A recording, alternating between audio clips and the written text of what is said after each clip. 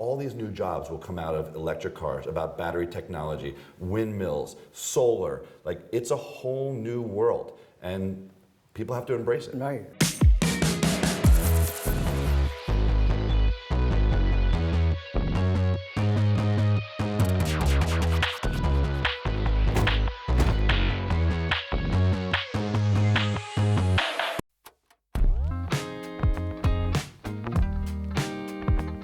Is it a little frustrating for you that more businesses don't follow your lead?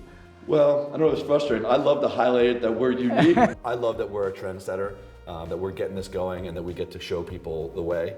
I think Scrub Daddy is a pretty progressive company. We make smiley face sponges, and we want to make people happy, and one of the ways we can do that also is by being good stewards for the environment. Businesses need to look at it in ways that are creative, that are revenue generating, and also give your employee perks. So here's one where our employees, I'm paying for their gas. And that's it. Plug in, we're charging off the sun. And they love that. And they're like, wow, this is great, I could drive for free.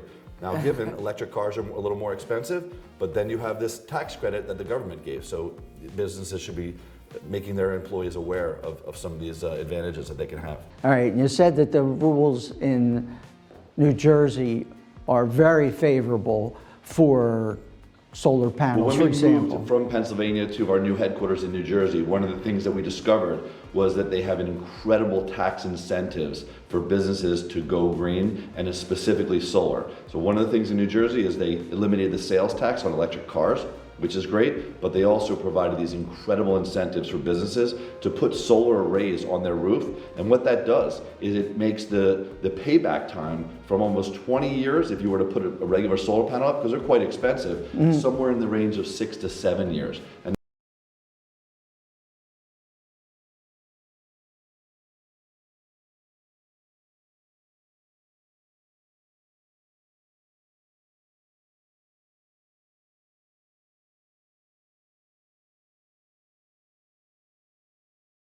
be applicable, right? It has to be a roof that can sustain the structure of having solar panels on it.